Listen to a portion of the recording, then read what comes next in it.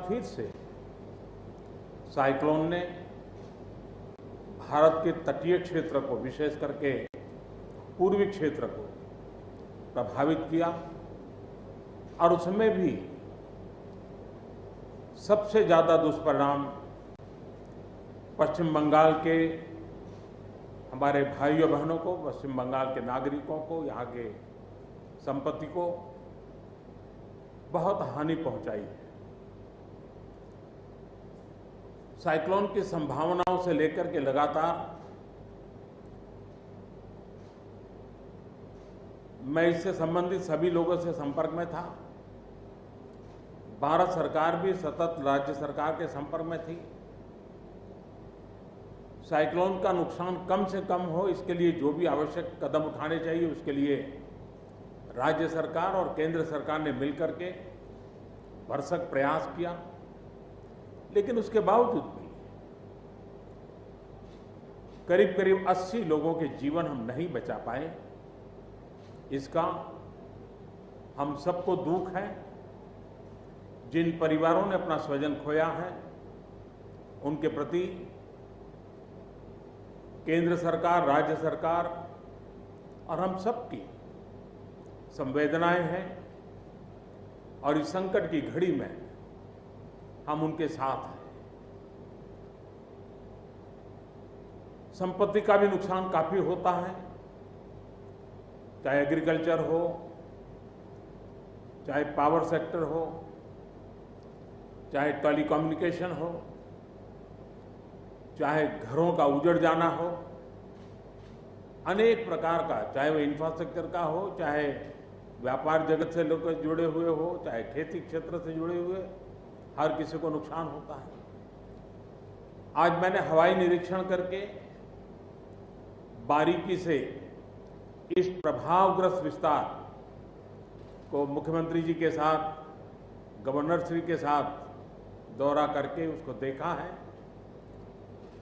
अभी राज्य सरकार ने और मुख्यमंत्री जी ने विस्तार से मेरे सामने जो भी प्राथमिक आकलन है उसका ब्यौरा दिया है।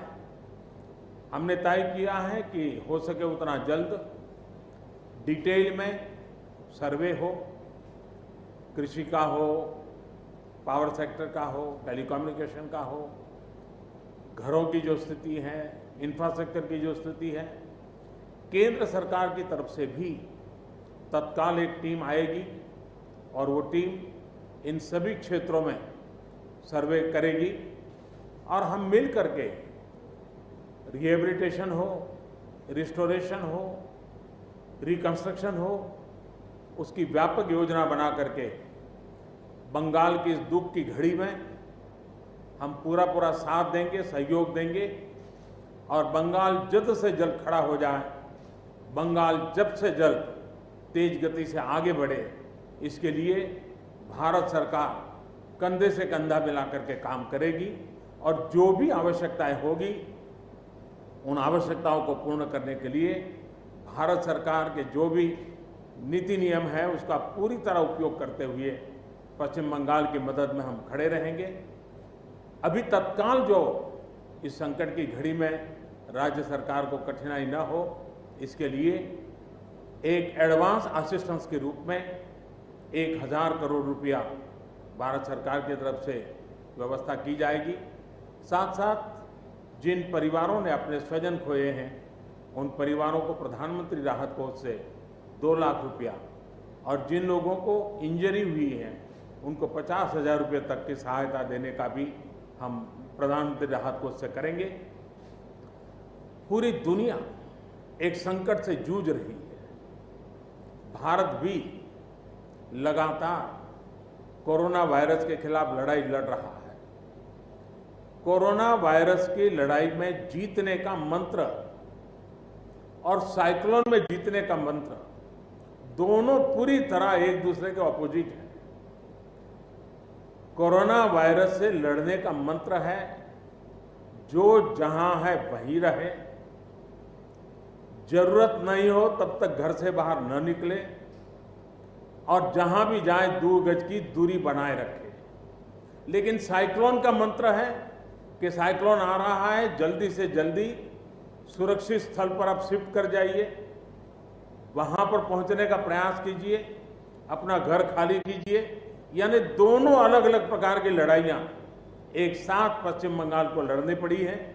लेकिन उसके बावजूद भी ममता जी के नेतृत्व में राज्य सरकार ने भरसक प्रयास किया है। भारत सरकार ने भी लगातार उनके साथ रह करके इस संकट की घड़ी में जो भी आवश्यक, जो एडवांस में करने योग्य था, जो उसी समय करने का योग्य था और जो आगे दिनों के करने की आवश्यकता है, उसको भी पूरा करने का हम प्रयास करेंगे।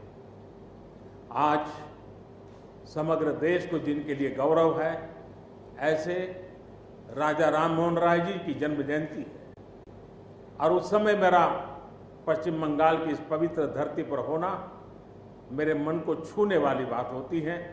लेकिन संकट की घड़ी से हम जूझ रहे हैं, तब मैं तो इतना ही कहूँगा कि राजा राम मोहन राय जी हम सबको आशीर्वाद दें, ताकि समयानुकूल समाज परिवर्तन के जो उनके सपने थे, उनको पूरा करने के लिए हम मिल बैठ करके, मिलजुल करके एक उज्जवल भविष्य के लिए, भावी पीढ़ी के निर्माण के लिए समाज सुधार के अपने कामों को निरंतर जारी रखेंगे और वही राजा राम मोहन राय जी को उत्तम श्रद्धांजलि होगी।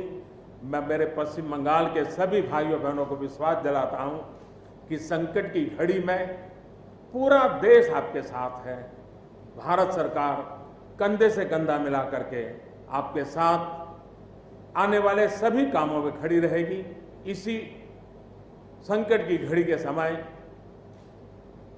आप सबसे मिलने आया हूं, लेकिन कोरोना वायरस के कारण सब नागरिकों से तो नहीं मिल पा रहा हूं। मन में एक कसक तो रह जाएगी। यहां से मैं आज उड़ीसा की ओर जाऊंगा और वहां भी हवाई निरीक्षण करूंगा, वहां के माननीय मुख्यमंत्री जी से, वहां की सरकार से बातचीत करूंगा। मैं फिर एक बार पश्चिम बंगाल की इस दुख की घड़ी में मैं आपके साथ हूं। जल्द से जल्द आप इस संकट से बाहर निकले, इसके लिए मैं पूरी तरह आपके साथ रहूंगा। बहुत बहुत धन्यवाद।